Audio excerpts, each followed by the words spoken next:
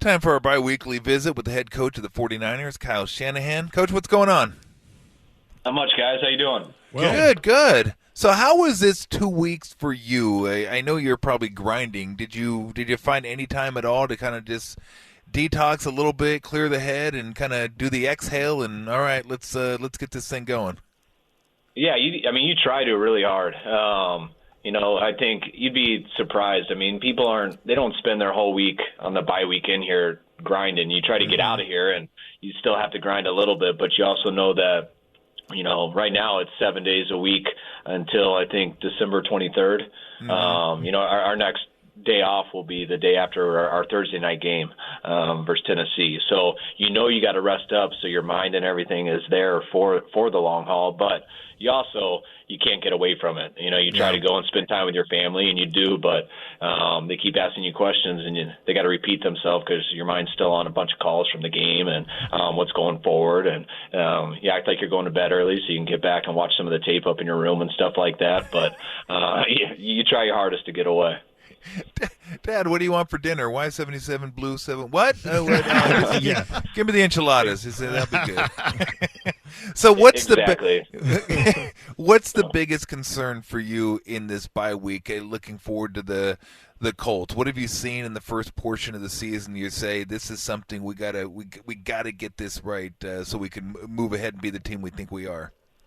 Well, we got to play a lot more consistent in all areas. Our defense from getting more turnovers, they've been holding guys to yards, but they've been struggling in the red zone, and we haven't been getting enough turnovers. And the offense, just our third downs these last 2 weeks have killed us, and we went from the top half of the league to the bottom 5 of the league in third downs, and it's really hard to get points when you're not moving the chains on third down. And but I really look at everything, get into a bye week. It's good to rest and get away for a little bit, but also I want to practice some more because we need to get more consistent.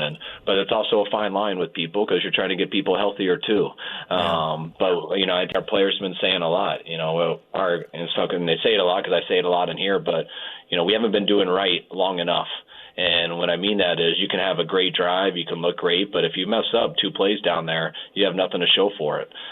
You can play good all day, but if they get in the red zone 4 times and you get 4 touchdowns down there, that's not good enough. And we got to find those few plays here and there, especially in situational football. That's the difference in winning and losing. And if you can correct those few plays, that's the difference between 2-3 or 5-0. Kyle, I wanted to ask you about the Arizona game. I'm doing the pregame, and I'm looking at all those numbers going into that game, and I'm thinking, man, this is going to be a run-heavy game plan against Arizona. And there was some runs, but you had 10 designed quarterback runs for Lance and only averaged about 3.5 yards a carry on those 10 runs, and he took a hit on all 10 of those runs. And conversely, only 10 combined runs for Sermon and Mitchell, the 2 rookie runners. Mitchell looked great, almost 5 yards a pop, and Sermon, I thought, was coming off of his best game.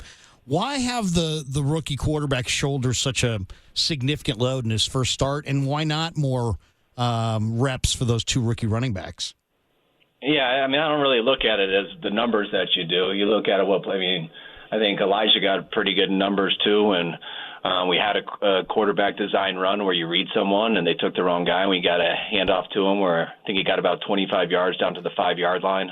A number of those quarterback runs aren't just called and run it with the quarterback. There's options on it. It depends how the defense is playing it. And those are things that you do, especially on, the main quarterback runs were out of empty on third down when you got 2 plays and you're trying to get a manageable 4th down. So when you just look at the numbers at the end of a game, I could see why you could draw a lot of conclusions that way, but that's not really how the game plays out. You don't go in and say, hey, I'm calling 10 runs for Trey, and I'm calling 10 runs for this guy. You go in, and when you have a running element at quarterback, there's reads to it, and you don't know who's going to get the ball. It depends how the defense plays it, and that's sometimes how it unfolds. Understand that Trent Williams has an ankle sprain, and he's day-to-day. Hopefully it's not too serious. When did he suffer the injury? He did that in the Arizona game. And he was working on it the week away, and he zinged it a little bit on Monday. He got to come out to practice Monday and do stuff, but he zinged it, and that's why he wasn't able to go yesterday, wasn't able to go today. Hopefully he'll be able to get out there tomorrow because we definitely want him there on Sunday. What did you think of how Trey played? Because I thought, pretty standard stuff for a rookie. There's some stuff that was really good. There's some stuff you'd like to see better, and I don't know. I just thought it looked like a rookie making his first start. Nothing more, nothing less. How'd you look at it? I was really encouraged by Trey. I thought he made some really good plays in that game. I thought he made some real smart decisions. I thought he competed hard. The game didn't seem too big for him at all. Yeah. A couple throws, especially his first pick, that I know he'd love to have back. Those were the parts that weren't perfect, but I was really encouraged with Trey, and I really think if we would have played better around him, I thought he played good enough for us to win. Yeah. One of the interesting parts of this season has been kind of the regression of Brandon Ayuk. He has no targets this year at or behind the line of scrimmage through 5 games. Why is that the case? I mean, this guy seems like a guy you'd want to manufacture some touches for. He's got such great run after the catch ability. Why hasn't he touched the ball on any of those kind of safe plays that are high percentage? I think the majority of those guys, we always try to go to the biggest threat, and the majority of those plays you're talking about have been to Debo. They have been to Kittle. He gets touches at punt return a lot, but we got no problem throwing him some screens and stuff, and I'm sure that'll come sooner or later. I'm not going to sit and promise it's coming this week, but it's just how the games play out. But we got some other options on it. Brandon's a good option too, so he's one of those guys who should get one. Kyle Shanahan joining us on the Tolbert, Kruger, and Brooks show, KNBR FM, San Francisco, a Cumulus media station. No, Garoppolo was limited in practice yesterday. Obviously, all signs pointing to him playing on Sunday, but give us an update on how he was able to go for you guys today in practice. Yeah, he's getting better each day. I mean, there shouldn't be any problem with him by Sunday at all. Anytime you're coming off the calf injury like that, it takes a little time to get that soreness out. So you'll see it on some throws here and there, but each day it gets much better, and I think he'll be feeling 100% by Sunday. What's the focus for you guys when you're on offense? What do the Colts defense do that present challenges? Their biggest thing is turnovers. It starts, Darius Leonard in the middle, 53. He's as good at getting turnovers as anybody. I mean, he's right there with Fred in terms of playing with eyes on the quarterback. He's got a lot of length, gets a lot of picks, and when it comes to stripping the ball, going back to like what they call it with the peanut punch, I mean, he is unbelievable at it, and he is going for that ball every time. He usually connects, and when he connects on the ball, he also tackles you. So he's a guy who can do both, and it's tough there. And then everything up front goes through Buck. Buck's exactly what he's always been, and you got to make sure those two don't wreak havoc. But when they do, their defense has been very opportunistic in getting turnovers. How do you know what kind of the temperature of your team coming out of a bye week? They get a couple days to themselves. What's practice been like this week, and what's your experience been in previous years coming out of the bye week? What's the challenge to kind of get your team revved up?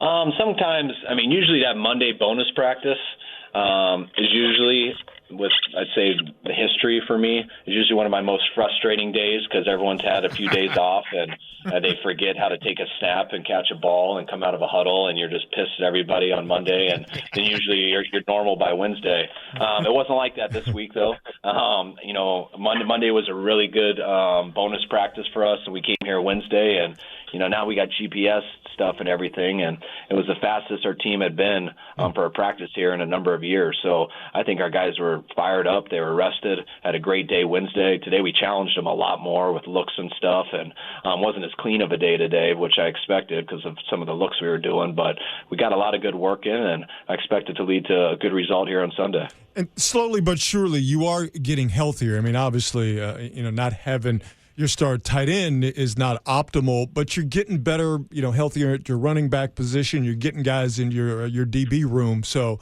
you are getting to the point now where you're getting close to a full complement of guys. So that's got to make you feel good. Well, yeah, it's nice to get Hasty back this week. He helped us out a lot in those first 2 games with doing some third down routes and things like that and running the ball. So getting Hasty back should help us, and also getting Kwan back this week. Kwan's missed a number of games, not being our nickel back. So just being able to add those 2 definitely helps. Is there a clear picture with Kinlaw and when you might get him back, or is it kind of muddied in that you're just kind of treating it and hoping for the best? No, it's pretty muddy. It's just been unfortunate. It's nothing against him.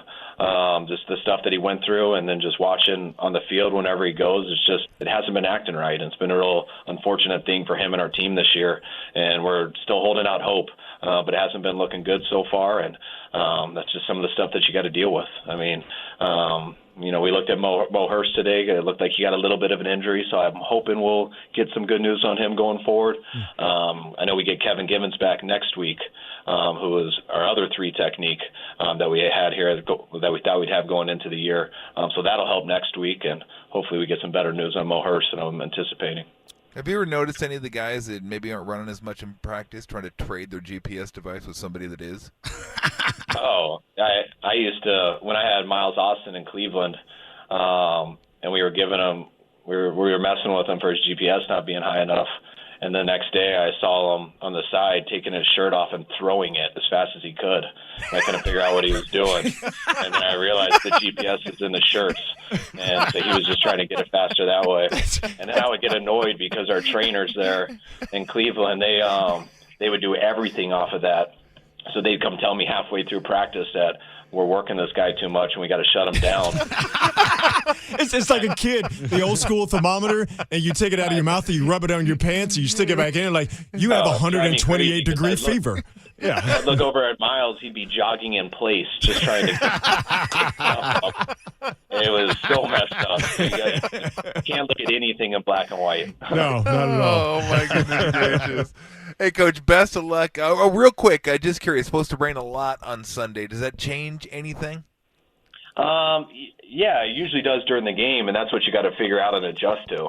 Are your guys struggling to get traction? Sometimes they think that's all the pass game, but sometimes the run game really struggles when it's raining out, because if the ground's not good and you can't come off the ball, it's really hard to block people. And then when it rains a certain way, especially with wind, it can always get harder to throw. So you got to assess that stuff, and not only for your team but the other team, because regardless how you want to win the game, it doesn't matter whether it's through. We went to Washington last year. I mean, that was the worst rainstorm I've ever been a part of. Yeah, no one could function, and we found a way to win 9-0. I've also been in some rain games where it doesn't bother anybody, and you don't change one thing. So we'll see what type of game it is here on Sunday. But regardless of what it is, we'll be ready for it. Hey, Coach, thank you so much for the time. We always appreciate the conversation. Best of luck Sunday night against Indy, and we'll talk to you in a couple weeks. All right, guys. Thanks. Thanks, Coach. I appreciate it.